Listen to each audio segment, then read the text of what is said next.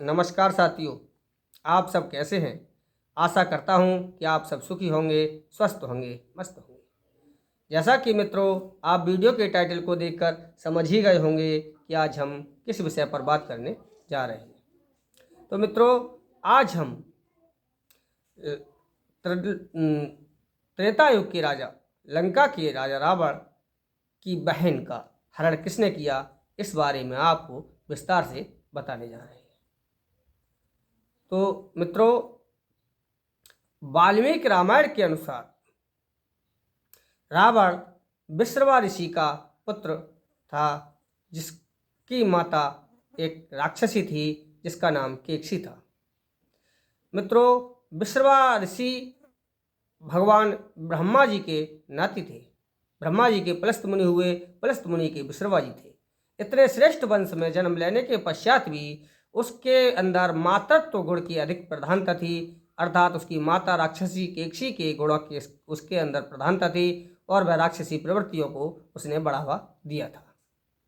तो मित्रों, रावण भगवान ब्रह्मा जी से वरदान पाने के पश्चात अधिक उन्मत्त हो चुका था और वह उसने त्रिलोक विजय के लिए अपना प्रस्थान शुरू कर दिया था। तो जब वह दिग्विजय पर निकलता था तो वह जो बड़े से बड़े राजा जिन्हें परास्त करता था, उनकी यदि कोई सुंदर स्त्री, सुंदर पुत्री हुआ करती थी, तो रावण जिस पर उसका मन आ जाता था उसे पकड़कर अपने पुष्पक विमान में बिठा लिया करता था और अपनी भोग वासना का शिकार किया करता था। रावण के अंदर इस प्रकार से अपराधों की प्रवृत्तियां बहुत अधिक थी।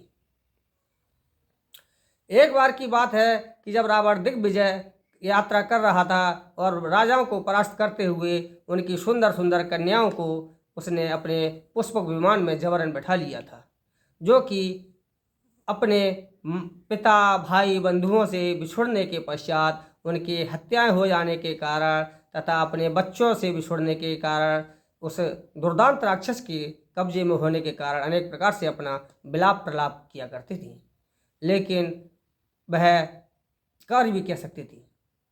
अब जब वो एक बार दिग्विजय करते हुए उन ऐसी अबला कन्याओं को अपने रथ में बिठाकर लंका की ओर जब लेकर के आया, जैसे उसने लंका में प्रवेश किया तो लंका में घुसते ही विभीषण ने भाई के चरणों में गिर करके और ये समाचार सुनाया कि भाई, आज जब आप दिग्विजय पर थे, भाई कुंभकर्ण निद्रा में लीन थे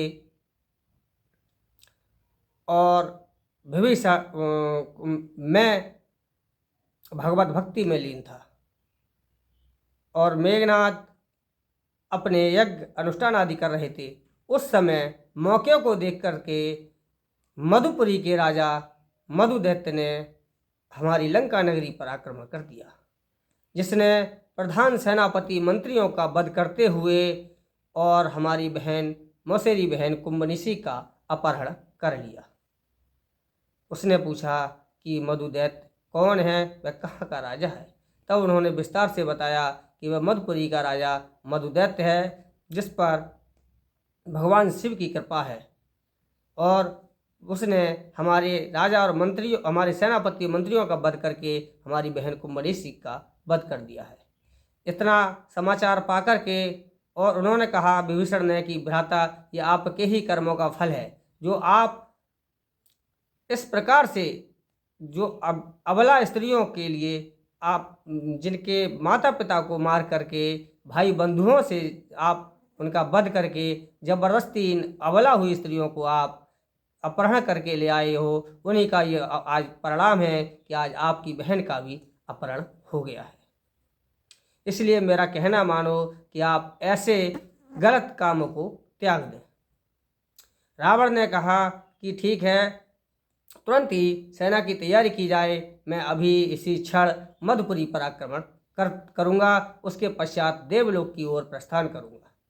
ऐसा कह करके रावण ने अपनी सेना को सजाया, अपने भाई बंधुओं को साथ में लिया और उसने मधुपुरी की ओर कूच कर दिया।